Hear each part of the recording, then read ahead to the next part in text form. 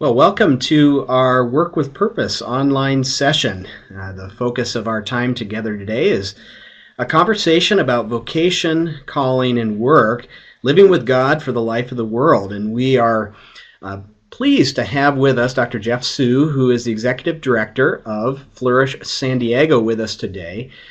Geoff has thought deeply about the theological roots connected to vocation, calling, and work, and we'll have a chance to hear what Flourish is doing in this area and to hear some of Geoff's unique thoughts that can empower us as we reflect on the meaning of our own work lives, but also as we seek to empower those around us in our churches and various organizations to think about the theological meaning of their work as well.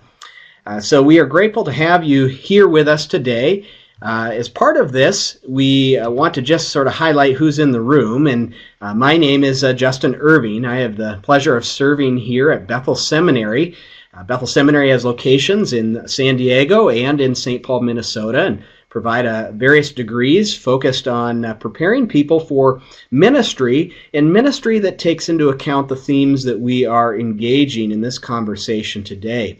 Increasingly, as the church thinks about its mission in the world, they need to think about their mission in light of what's happening when people leave the walls of the church.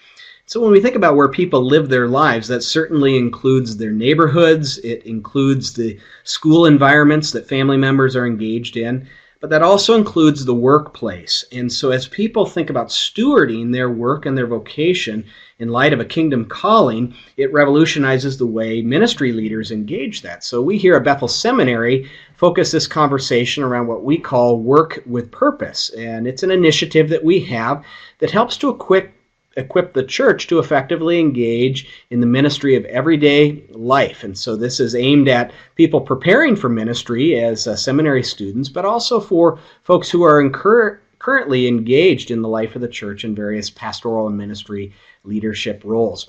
So we look for people, much like Geoff Hsu periodically, to come in and provide encouragement to our seminary community and to our wider church community connected to the Bethel Seminary audience. So we're glad that you are here with us, and it's a pleasure to introduce you to Dr. Geoff Hsu, again, Executive Director of Flourish San Diego. And we will have a chance to hear from him, and up front have a bit of a video that will introduce us to the core of what this concept of Flourish San Diego is all about. It's a beautiful ministry in the broader San Diego area, and it's our pleasure to introduce both Geoff and this encouraging ministry to you. So Geoff, welcome. We invite you to say a few words as we launch into this conversation with you today.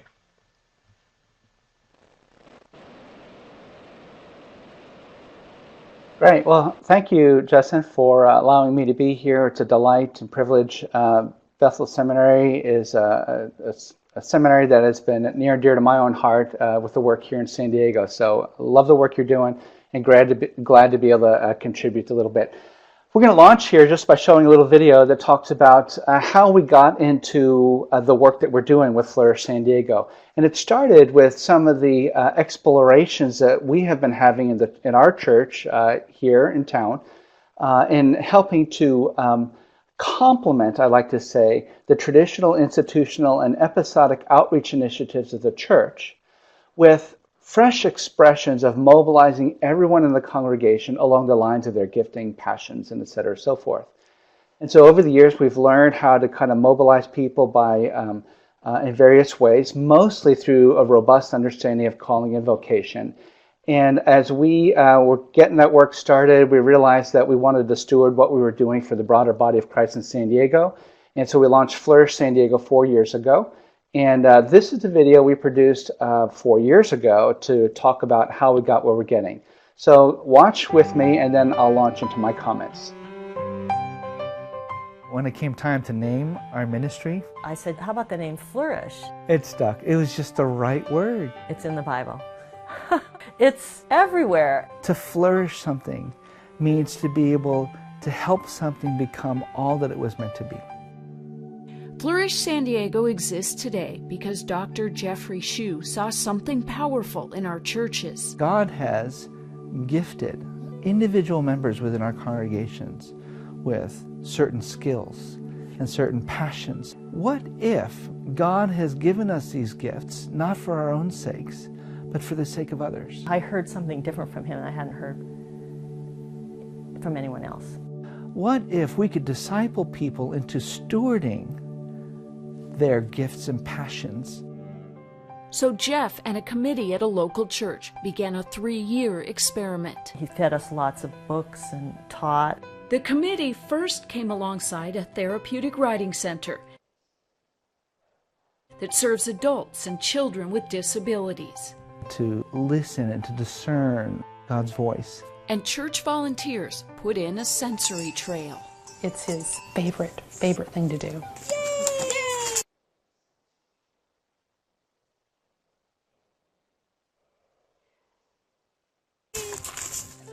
The committee also gathered business professionals to help launch a nonprofit that places service dogs with children with autism. When Elliot was diagnosed with autism, I prayed for a way to help other families. That's why we wanted to do Good Dog. And a high school art teacher who started a mobile art business received support and affirmation as she shared her gifts with other church members. And then you would see beautiful things happen in those settings that had to be miracles. As we watched God at work doing some really amazing things, and as we watched our congregation increasingly become revitalized, we said we need to figure out how to make this available to more than just our church, but to make it available to the broader body of Christ. There was something to share that felt so vital to me that I couldn't not do it. And so that's why we started Flourish San Diego.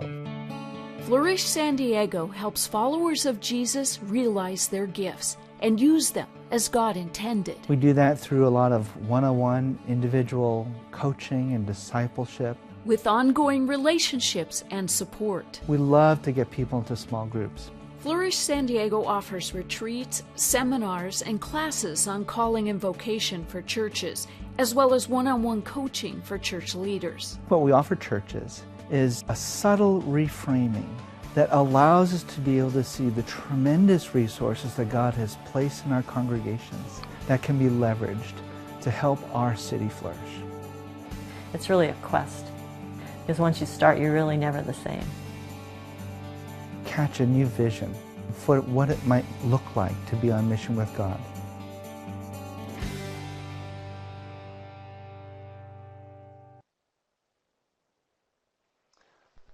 Well, there's so many things I want to say, and I'm going to be able to say a bunch of stuff as soon as I start my webcam. There I am. Hi. And so very excited about being able to share with you some of the things that we've been learning about how to be able to help ordinary people in our congregations learn how God has placed them in unique spots to live out according to His purposes and to do His work. And to be able to connect the dots so that people can, our parishioners, can understand how they too were created to serve in very unique ways, in ways that actually answers questions of what was I created for, and actually brings great delight. So we've discovered that, well, there are a lot of things I want to say, but so let me just get started. Oftentimes we have a lot of questions that we wind up asking ourselves, certainly for those of us in the church industry, so to speak. Sometimes we ask the question, why is the church in decline? Sometimes we say in decline in numbers, in terms of empty parking spots and pew seats to fill. Sometimes we talk about the church in decline with regard to our influence in culture today. For various degrees and for various reasons, that gives us some anxiety. Sometimes we ask the question, why is leading the church so difficult? Why is it so hard? Why is it so hard to mobilize people to serve others and serve Jesus through missions and through some kind ways of engaging in God's work? For me, as a father of 3 daughters, young adults, I wrestle with the question, why doesn't the gospel seem to connect with the next generation in the ways in which it seems to have connected with me? And sometimes in moments of clarity, I can find myself asking the question, why is it that sometimes the gospel doesn't connect with me? Why is it sometimes there's deep longing in my own life in terms of my desire to be able to understand more of who God is and how to develop my relationship with him? Those may seem like big questions, but they're actually at least subsequent questions, or I'll call them little questions for now. The real big questions are the questions that are consistent that we experience as Christians, but also people throughout the world. And these are questions not unlike, who am I? Why do I exist? What's my reason for being? And what was I created for? These are the questions that actually, the existential questions, the ones that prompt us to ask the questions, what's it all about? And my concern and my observation is that we've not done as good a job answering these questions with Jesus. At least not as much so in the past. So when I ask the question, what was I created for? What's my reason for being? I actually want us to think that perhaps the question isn't so much what was I created for, but perhaps it's also and primarily who was I created for? And when we ask our existential questions that way, we begin to get very close to the robust understanding of calling and vocation that the church, I would argue, in North America needs to recover today in order for us to once again be a redemptive presence in the world to which God has called us. When we ask the question, who was I created for? We get really close then to be able to answer it properly. The classic Sunday school answer. Jesus is the answer. Who was I created for? When I frame my existential questions that way is, I was called to be made to be in relationship with the God of the universe. And that's where my sense of how I answer the questions of who I am, of the beloved of Jesus. Why do I exist? To know and love him and to serve his purposes. What's my reason for being? To be the means by which he accomplishes his redemptive purposes.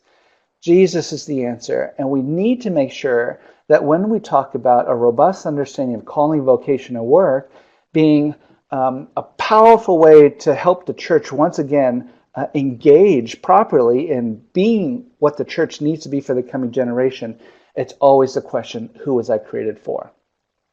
Now, I was asked to share a little bit about how we think and what we do, and what is it that helped our church through a robust understanding of calling vocation, that was able to help launch our church into ways of serving the community in very authentic and genuine and sustainable ways. And this is how we've captured captured our learning. We call it a framework to flourish. And there are several components, and I'll show you these three circles because they form the outline for our comments today. One, we need to be really clear about what our mission is. What is God up to? What is he trying to accomplish in this world? And we'll see that as we begin talking about that, we want to be clear, because if we're not clear about our mission, we're not going to be clear about what discipleship needs to be. If our sense of mission, while on one hand as church leaders we say we're here to do God's work, but in practice, particularly in a time of decline in North America, the church's mission often winds up shifting or devolving from being an agent of God's redemptive purposes on earth to a mission of self-preservation. Or our mission can slide, a slide of self-preservation, or it can be one of church planting, so planting as many churches as possible. Great, I love church planting, but the end of church planting movements is not to plant more churches or merely plant more churches. It's to plant more communities of faith that are engaging in God's mission. Or if your understanding of a mission if as a church your understanding of your mission is to provide being a vendor of religious goods and services, that's another option. Clarity on what your mission should be as a congregational leader and as a church is critically important. And while we'd like to say our church's mission is consistent with what God's doing, we have to actually check that sometimes. Now, how you answer that question has profound implications for how you do discipleship. And that's the circle on the left. If your role is simply to figure out how to get as many people into the pews, or how to be a nice family community church and everyone belongs with one another, it filters into how you disciple. Disciples are the ones who come and listen to our preaching and enjoy what we have to offer, and they volunteer and they help keep our ministry going.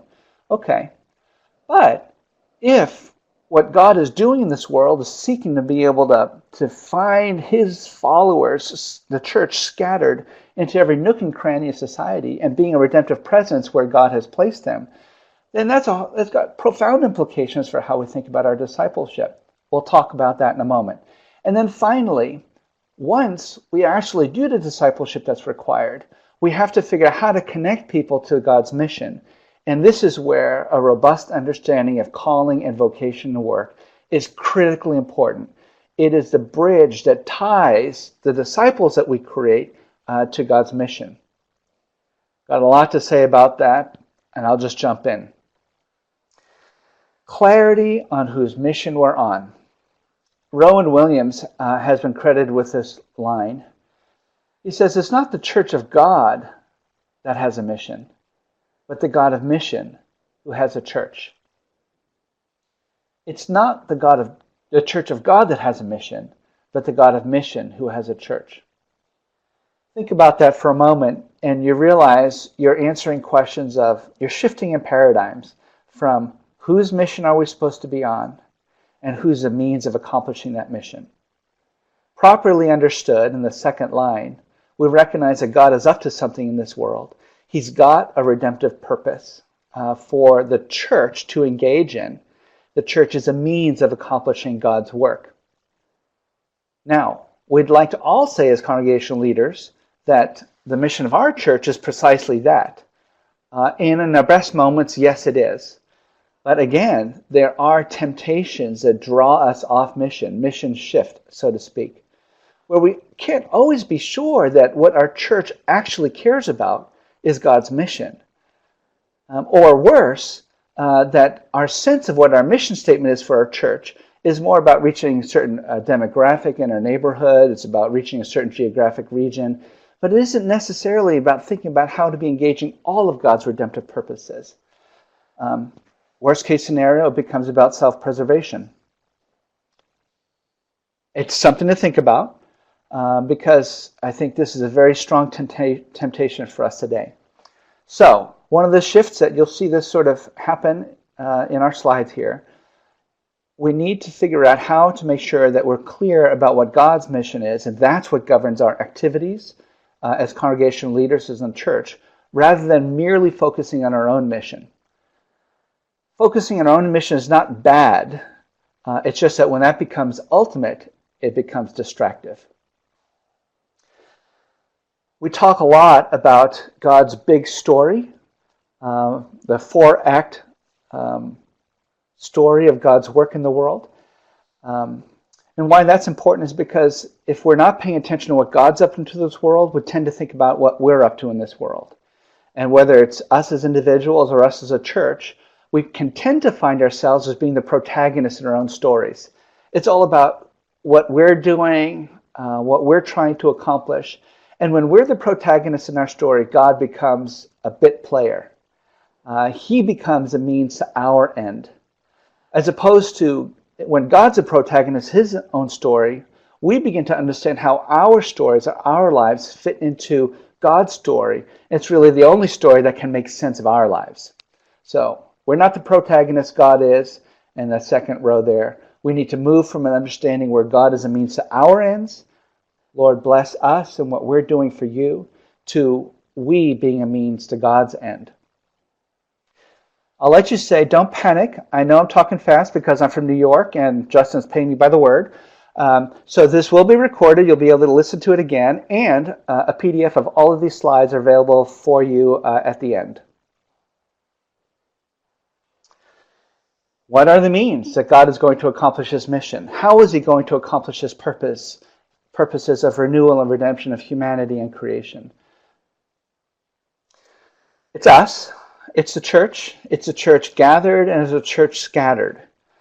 And when we're clear that what God is trying to do is do more than, and I want to say this carefully, merely save souls, and that he's interested in the renewal and redemption of all things, If you have a question about that, slap that into the comments and we'll answer it at the end. We need to be clear about that because it has profound implications in the way in which we as congregational leaders do our work in our congregations. There's a statement that came out of a recent Lausanne conference, and it's captured in a wonderful resource that the Kern Family Foundation has put together for pastors. I'll have to remember the title of that, and we can send a link to that to you. But in the Lausanne comment, there was this recognition that there are two models in which we do pastoral ministry. The model that we have, as the statement goes, is that we tend to recruit the people of God to use some of their leisure time to join the missionary initiatives of church-paid workers. They would continue and say that the model that we need is to equip the people of God for fruitful mission in all of their lives. Now, if you stop and you think about that, I think all of us would say, oh, of course, the model we need is to equip the people of God for fruitful mission in all their lives. We know and we say and we value that we want everyone to be on mission with God. We have the signs in the parking lot as you leave that says you're now entering the missions field. So we all give intellectual assent to that. However, we do not recognize at times that there are paradigms that shape the way in which we work. To spell it out clearly, we have tended to think that there are a select few who are actually called to serve the Lord. These are the pastors, these are the elders, these are the people who go on mission to the mission field. It's almost as if the sacred secular divide has allowed us to be able to especially sanctify those who are going into official ministry when people with ordinary acceptable callings aren't really called. There's something funky in there that prevents us, almost baked into the way in which we talk, that prevents us from mobilizing all people to be on mission with God. We can talk about that too. You'll notice in the statement that it's not that we want to get people to use some of their leisure time to serve the Lord, but we actually want to disciple our congregations to live all of their lives on mission with God. It's the whole totality of who they are as people in all of the places in which God has called them. This is part and parcel of what a robust understanding of vocation, calling, and work will allow us to do. You'll also notice that it's not about asking the congregation to join our initiatives as professionals that can tell you what we're supposed to be doing. But actually, we need to shift our thinking to be able to say, hey, if God has called everyone to be on mission with God, and God has gifted them with certain abilities and networks and talents and education that they are to steward for the sake of kingdom work, perhaps we need to pay attention as congregational leaders to the way in which God's Spirit is moving in the hearts and the passions of the people in our congregation. And perhaps the challenge for us as congregational leaders is to figure out how to come alongside them. This is what you saw in the video at the front of our presentation. There's no way that any central committee in our congregation would have said, hey, let's start a therapeutic course writing program to be able to minister to the autistic kids and the wounded warriors in our community. No, that flowed because there was a person in one of our small groups that felt absolutely convinced that God was calling her to start this program. And as a church, we said, maybe this is a leading of the Lord. Let's figure out how to come alongside them and launch that. That's how, through our initiative, we wound up starting a few nonprofits, a few for-profits or social enterprises. And how do we embrace how we see God at work in the lives of our congregation? Mission, clarity about that, what we mean by kingdom and helping God's unfettered rule that we expect in eternity to be increasingly present here on earth. That's good. The shalom of the city, the shalom of our communities. But once we're clear about that, what discipleship turns into becomes very different, because now we have to ask the questions, am I the type of person that is willing to disadvantage myself to be able to serve others, to go and serve the homeless and to figure out how to come alongside the elderly who need help in stewarding their finances and that sort of thing. What are the implications for discipleship? There are many. I'm moving quickly, But some of you might be familiar with the writings of Dallas Willard, who has been absolutely powerful in helping to reframe our understanding of discipleship. The work of the revolution of Jesus, Willard writes, the way in which Christians and the church is to overcome the prince of the air. The way in which we are to show the superiority of the kingdom of God is by a revolution that is a revolution of character. It's a revolution that proceeds by changing people from the inside through ongoing personal relationship to God, to Christ, and to one another. It's a revolution of character. Doesn't mean it's not a revolution of action as well, but it's action informed by transformed character. Writing about Jesus' disciples, he says that they, us, we, were to establish beachheads of his person, word, and power, and to do so in the midst of a failing and futile humanity. And that what we're supposed to do is to bring the presence of the kingdom and its king into every corner of human life, simply by fully living in the kingdom with him. What are we supposed to be? We're supposed to embody. We're supposed to incarnate. We're supposed to look like Jesus. And by representing him, by looking like him in person, I don't mean the beard thing, but resembling Jesus, by speaking like him in his word, and acting with him with the power and the authority that the gospel brings, we get to be the presence of the kingdom and the king in this failing and futile humanity. And the way in which we do that is simply by living fully in the kingdom with him. And so one of the things that the spiritual formation conversation brings to this is it shifts our thinking about discipleship from merely a focus on what people are doing and how they're acting and how they're not lying, not stealing, not cheating, to our discipleship begins to focus on what people are becoming. It's a character piece. Let me explain that a little bit more. You see, God's redemptive purposes for each of us is to become fully who he has always intended us to be. This isn't some health, wealth sort of gospel sort of thing.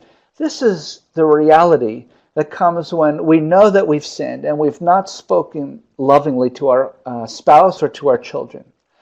And we recognize that we've been broken, and there's something broken within us. And we know and we yearn and we long for a more transformed me, a me that's more in the image of Christ. Well, this is what God intends to do in our lives. His intention is to help us to be more fully us and more fully live. Irenaeus said it best, roughly translated from his Latin phrase, "The glory of God is man fully alive." What God intends for us is to more accurately display the beauty of who he is seen in us as his image bearers. And there's something in that my heart deeply yearns for, and I believe yours does as well.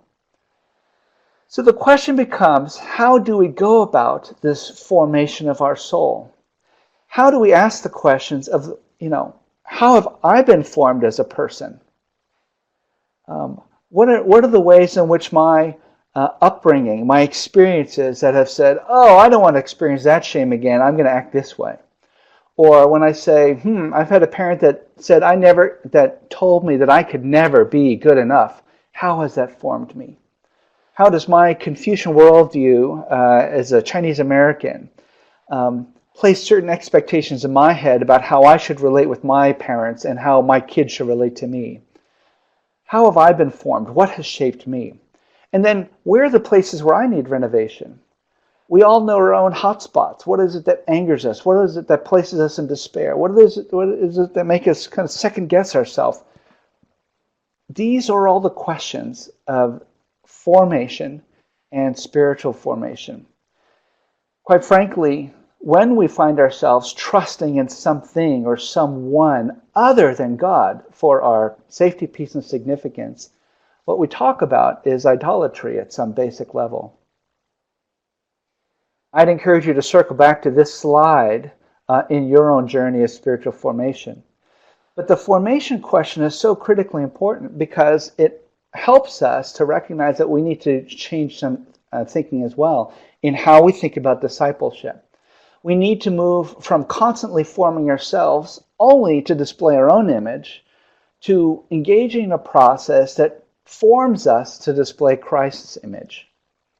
We need to figure out how to focus our discipleship from insisting that people do the right thing, even though it's a very unnatural thing to do, to actually engage in the spiritual formation conversation so that we find ourselves naturally doing the right thing. Another way to state it is, rather than in our discipleship processes telling people don't do things like don't lie, we actually want to focus on how do we help people become the kind of people who naturally don't lie.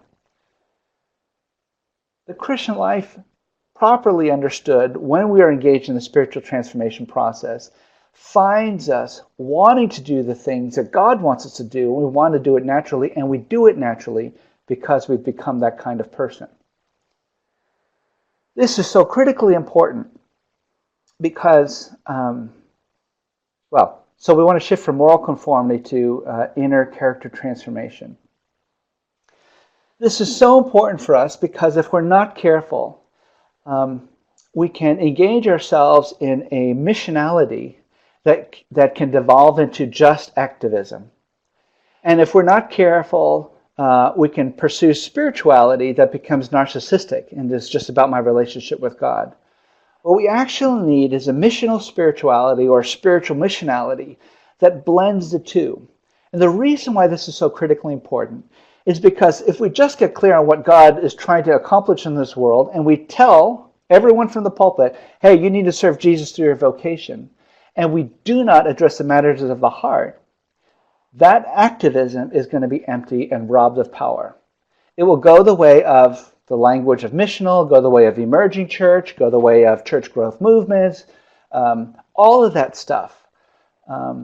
There's an opportunity in this unique cultural moment for a robust understanding of calling, vocation, and work to inform the way in which we as congregational leaders disciple people so that they can actually be the redemptive presence in this world in the ways in which the world needs. But if we don't do the spiritual formation discipleship stuff, we can get in trouble. Finally, and I'll end my comments here and then go to the Q&A, is you'll see in that third circle, vocation, a robust understanding of vocation, is what connects discipleship to mission. Oh, I actually have a few more comments I want to make here. Vocation, it's so good. For some reason we've lost it for a little while, and now we've got a chance to circle back to it, is really what we need to recover. And I'll say one thing about this. If you want a book to chase after this idea, Os Guinness has wrote a book called The Call. And in it, he unpacks Luther's doctrine of calling and vocation. And the biggest thing that I want you to understand out of that is that Luther distinguishes between a single primary calling and multiple secondary callings. And all of us have the same single primary calling. And all of us have similar but uniquely different multiple secondary callings. The single primary calling that all of us have is that every single one of us have been called to be in relationship with the God of the universe, the lover of our souls, the caller with a capital C. Every single one of us has given an invitation and asked, will you be in relationship with me? And God has moved heaven and earth to allow us to be able to have peace with him through the work of Jesus Christ on the cross. And how this works is basically we say, oh my goodness, we have a single primary calling.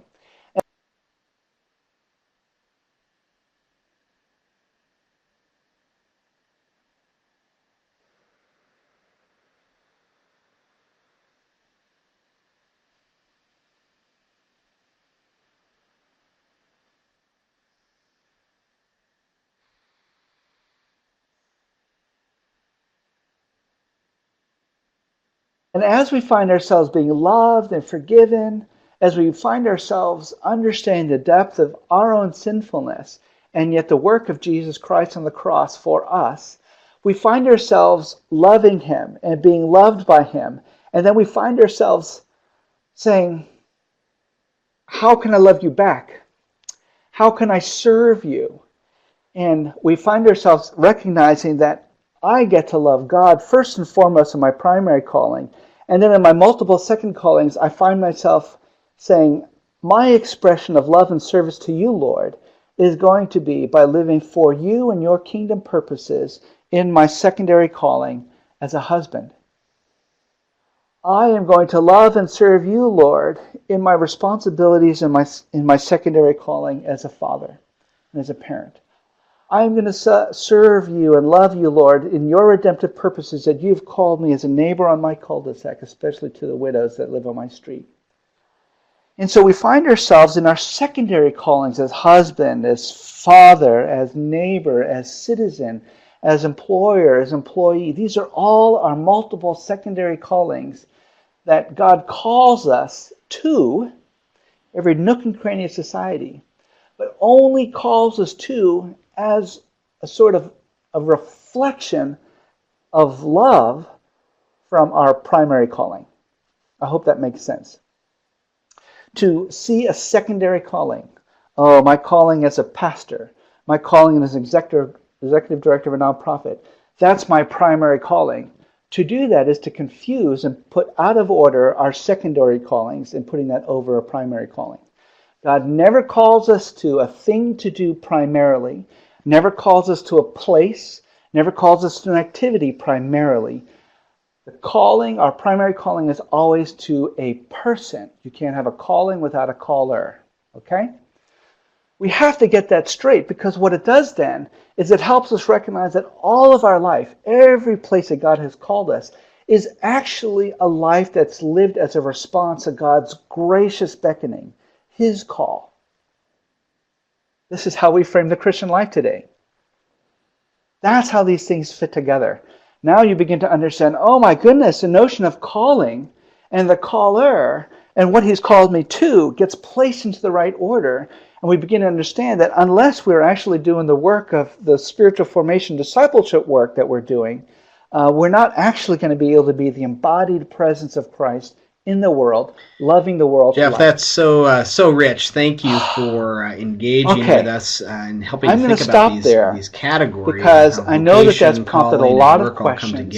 And this is probably 30 minutes worth this is a time now where we'll turn to you as participants in this webinar to think about what has been triggered for you, what questions, what observations. Take it from here. And you have this chat box. I think it's probably on the lower right-hand quadrant for you. That's where it is for me. Where you can be jotting down some questions that you have for Geoff, and we would welcome those. Just so people know, we are definitely going to be done by the top of the hour, and we have time until then if there is questions that you'd like to process. Geoff, just to get things started, let me throw out one for you. I think a lot of times when I talk to people about these themes of work and vocation, a lot of times Christians immediately go to talking about the instrumental value of their work, meaning they're able to work and that allows them to do other things. So it gives them a paycheck that they can therefore give to their church, or it provides resources to support good nonprofits or mission agencies. Or sometimes saying, even in the workplace, it provides a context for evangelism to take place. And all of those are very legitimate values behind work, but they don't get to the heartbeat of the intrinsic value. So I wonder if you could speak to that for a moment. You shared some examples even in your video, this therapeutic writing center, the service jobs, mobile art business, and the list could go on. Can you talk to us a little bit about how work has both of those dimensions, instrumental and intrinsic value? Why is that important from a theological perspective? Why is that important for the church to get their arms around?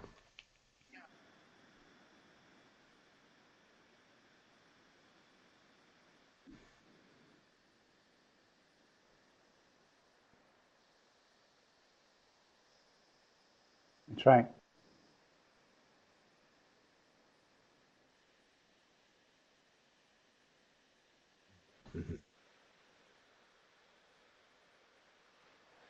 Yeah, so, so to the horror of the audience, I could probably talk an hour about this.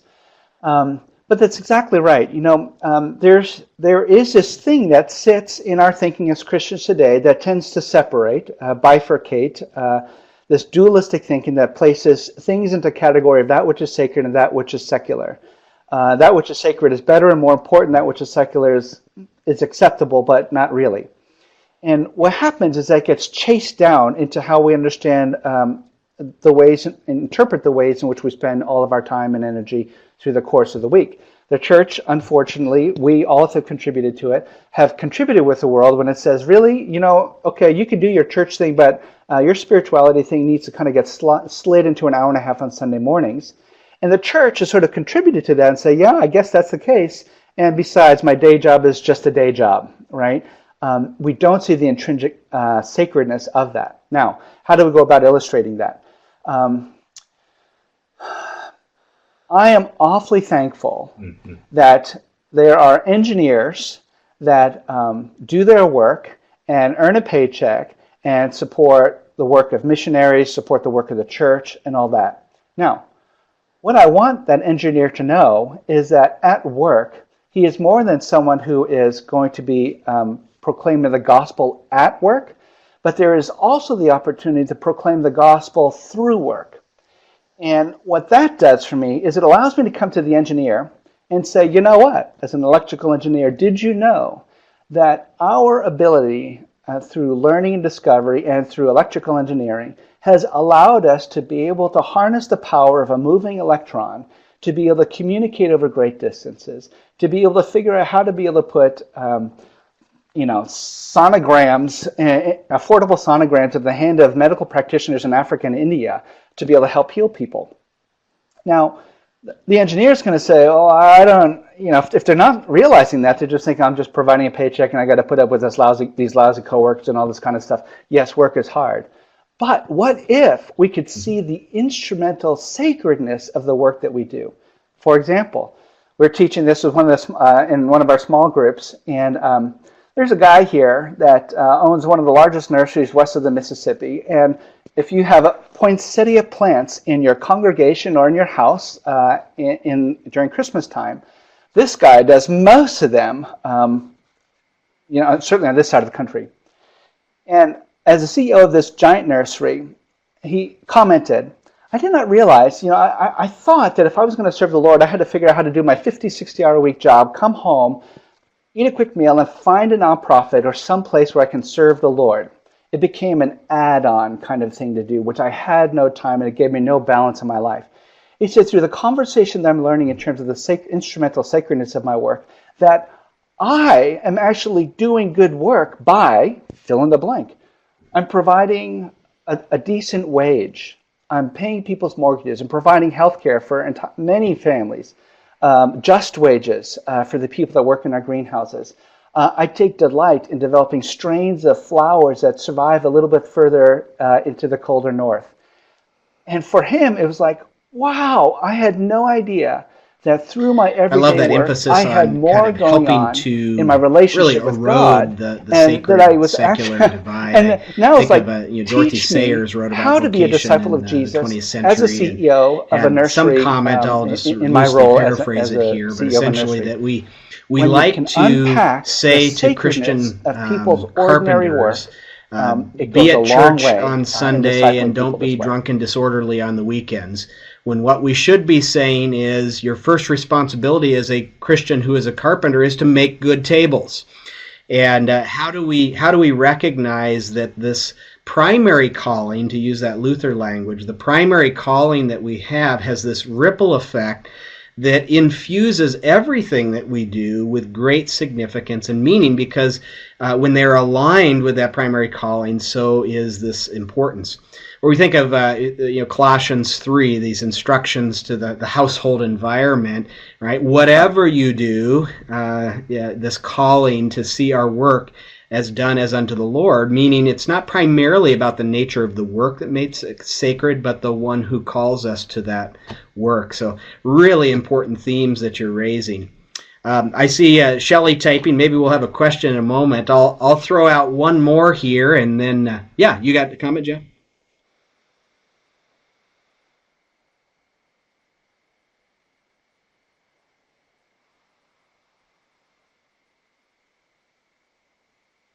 Mm-hmm.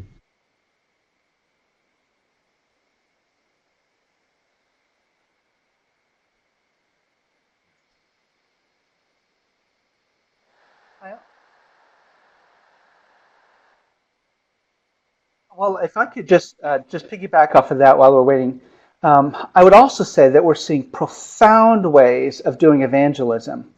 So in our video, you saw the story of the nonprofit that was placing service dogs to families with autism because, you know, behavior and all that sort of stuff. And the service dog with a vest and a patch signals a different posture.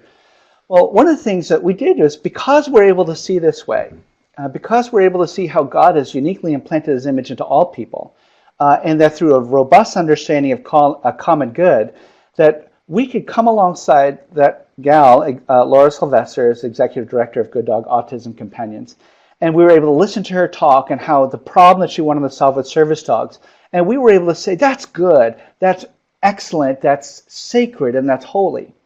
And Laura burst out in tears because she was de-churched as a younger adult because she was told that she wasn't good enough, etc. But she always had that relationship with God that she knew existed.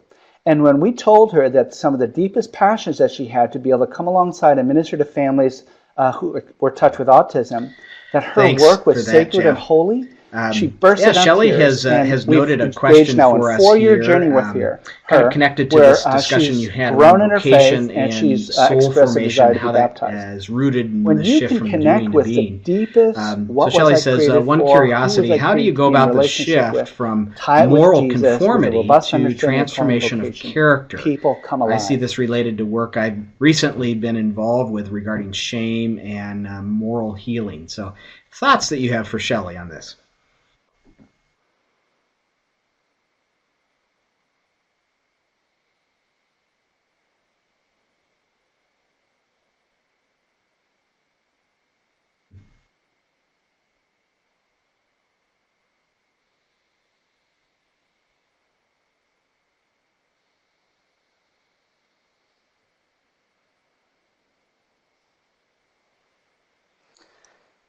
Yeah.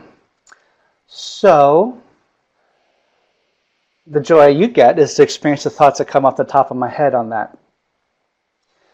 I have seen, so in my own journey, I spent 20 some odd years proclaiming the gospel in ways which was not inaccurate, was just incomplete. And I was able to talk about how the work of Jesus Christ allowed me to experience shalom, so to speak, peace with God, right?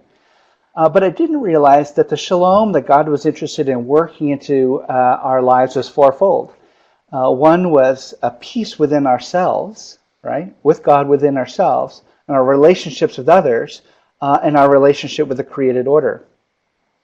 And one of the things I realized is that I don't know that I spent a lot of time thinking about how what Jesus' work on the cross actually could heal me and my feeling of shame with regard to when I felt like I didn't measure up.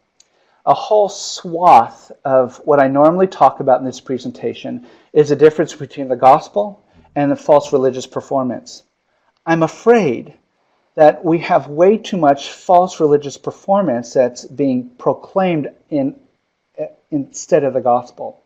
We're telling people that they need to believe in Jesus and they need to act a certain way. And I absolutely want people to act a certain way, but they can't act a certain way until what they want, until their soul, until their desires are transformed and changed. And so I think the way in which I go about answering your question is to say, what I want to do is I want people to realize that if you just keep beating on this is how you're supposed to act, this is how you're supposed to act, without changing the reason why they act that way, you're just going to reinforce an economy of shame to get people to conform in the ways in which you want to. That's not life-giving. That's in fact what I would argue is that so much of those who are unchurched today or de-churched complain about when they look at the church. They see a hypocrisy. They say, the way you live doesn't look very much like Jesus. Oh, but within our systems, I'm doing what I'm supposed to do. I'm saying the right things, even though my heart doesn't, how I live doesn't actually reflect the kind of heart and character that is consistent with Jesus. So, as we move and learn how to do that shifting and how to articulate it, I find it so easy, as I've shared here, that I want people. Willard says this crazy thing. He says, living unchristianly. That's good, Geoff. I wonder if in our kind of last few moments here, you could get down to some practical advice as we do the work for of those engaged in the life of the church proper. So it may be we have a few people out here that I know that are in pastoral roles in churches, but even for those who are not in formal pastoral roles, those who care about the way the church goes about its work, what practical advice would you give to pastors and lay ministry leaders within the church of how they can better consider and incorporate kind of thoughtful ministry practice that is attending to the importance of vocation and work in the week-to-week basis? So any practical advice, examples that you've seen done well in church life that could help the folks that are gathered with us today?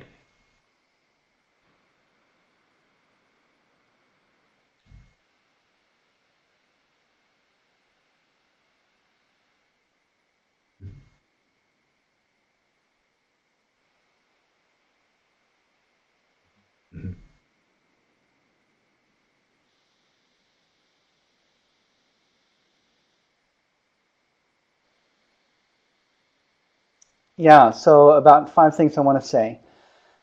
Practical things to do. One is I'd encourage you to do your own work. You can't lead in what you haven't done and experienced yourself. And so learning how to preach the gospel to yourself, to experience God's love, grace, and forgiveness, to recognize your sin and how deep that goes, and recognizing God's grace and forgiveness and how deep that goes, the more you're able to confront that, the more you're able to go ahead and engage in that cycle where you say, oh, I'm loved, I'm forgiven, and you're transforming me. So how do I have the courage to face more of that stuff in my life and just sort of keep on that process? Do your own work. It's scary because it means that you have to surrender and be open to that sort of thing. But the other thing is the work that is required for pastors and congregational leaders to be able to recover this vision of being living in the world for its sake and for the common good requires courage. And it requires cultural change, because in our congregations, without even knowing it, there are things that are in place, just language that we use, that reinforces this separation, this sacred secular split, and reinforces, hey, we hire professionals to do the ministry, reinforces this consumer mentality for us as Christians to shop for churches based on the quality of the preaching and the quality of childcare and worship music. You want to stop and you want to say, where are the places where I'm, without knowing it, we got stuff in our mission statement that reflects a desacralization of people's ordinary callings. Is there language that we use where we say simple things, potluck, right? And the highest ranking, most spiritual person is one that prays a prayer. Really? Okay. Maybe we should question that and ask, is that really, should I, as the paid minister, be the one that does all the spiritual things because that's my job? Oh, and if I reinforce that's job security for me. It gets really tricky when you start looking at the ways in which what we preach, our church's cultural values, shape and actually malform us and malform our understanding of calling vocation. Third thing I want to say, some of the very practical ways. So third is learn. If I were to recommend any book, I recommend Amy Sherman's book called Kingdom Calling, Run, Don't Walk. pick that up. It's nice, one volume to kind of capture all these things, and from there you can launch. There's all kinds of great resources there, and Justin's doing a great job of curating all that as well, so make sure you spend a lot of time with the Work with Purpose initiative. But the fourth thing I want to say is a great practical thing is look at your liturgy. What are the things that you do that can reinforce the sacredness of people's everyday callings? What if, when September rolled around, you get all the educators to stand up in your congregation and you pray a prayer for them in their vocations as educators? What does that do? It reinforces the idea that what they're doing is sacred, holy work as well. You may be surprised. One of the things that we do in our congregation was that we said, hey, there are people already living into their vocations in their everyday work in very sacred and surprising ways, which we've not elevated or made public as a congregation because it's what people are doing and not us. Oh, so we started with our little it often comes down to those little 3-minute practical videos kinds of people who are steps. absolutely living What do you on, highlight? doing Is it kingdom always work that would fly just under the the missionary radar of our overseas, church as wonderful as that is, because or we've is not it known how folks to that tell are those serving in stories diverse and to ways, elevate it? bringing up people, Produce a 3-minute and hearing video, how they show it in the integrate front their of the various work congregation, lives interview the person, along with their faith. is a wonderful Those way kind of of saying, liturgical this routines is holy are and really sacred as well. meaningful. I'll stop there. Pastors who are going to be doing pastoral care work anyways, but they decide to meet with people in their workplaces to highlight an understanding of how that pastoral care connects with their work lives. On and on the list goes. So thanks for kind of fostering that. You mentioned Amy Sherman. I would also highlight a resource that Work with Purpose has put out, and I think Tessa can probably add that into it. It's a book, Work with Purpose, Biblical and Theological Perspectives on Work. And it's a very short read, but it is kind of a 101 treatment, our sort of first step of, if you don't want the 200-300-page version of Amy Sherman or Tim Keller's kind of treatments, you can run to a shorter treatment with that. Again, Tessa will mention that. Geoff, we thank you very much for being with us today. As we draw our time to a close, I'd like to just highlight a few things. First of all, especially if you are in the San Diego area, please check out flourishsandiego.org, and you can connect with Geoff and the team there by following them on Twitter. You have those at FlourishSD and at Geoff Hsu there on Twitter, and follow along and hear what they have to offer. We really appreciate our partnership with you, Geoff, and hope that you'll have many people from the area looking into how they can connect with you and how you as a team can connect with their various churches and ministries here in town. In addition to Flourish, we want to highlight some activities which we are... we have a question from Shonda about which website. flourishsandiego.org is where you can reach Geoff, and we'll include that in some of the information that Tessa sends out as well. We have two events we'd like to highlight for those who are watching in the greater Twin Cities area in Minneapolis. We have an exciting event coming up on October 10th where a pastor, Dan Nold, and one of his parishioners, Dan Mead, who was the former president and CEO of Verizon Wireless, will be joining us for a seminar talking about this integration of faith and work and bridging the gap between work and church. As Dan and Dan talk about their relationship, someone in the marketplace and a pastor. We invite you to come on out for that event. You can check out our website for additional details. Again, this can be sent out to you in the material that Tessa will make available. For those here in the San Diego area, we're pleased to have an event coming up on November 9th. Some of you may know of Hone Motors. Well, we're going to have the president of Hone Motors along with the corporate chaplain at Hone Motors join us for that time as Bill and Roy share their insights about integration of faith and work from a business here in the San Diego area. That'll be over the lunch hour on November 9th. Please come out and join us. Again, if you want to stay in touch with us, we welcome you to reach out to us at our Work with Purpose website, bethel.edu/seminary/work-with-purpose. And again, Tessa can highlight these for you along the way. It's been a pleasure to have Geoff Hsu with us today, and grateful for the insights he shared about the connection between vocation, calling, and work, and how we can recognize that our calling really is rooted in understanding who the caller is and our relationship in light of that. So we are grateful for Geoff's insights today. God bless you as you seek to live out your vocation and your calling with a sense of work with purpose. Blessings to you.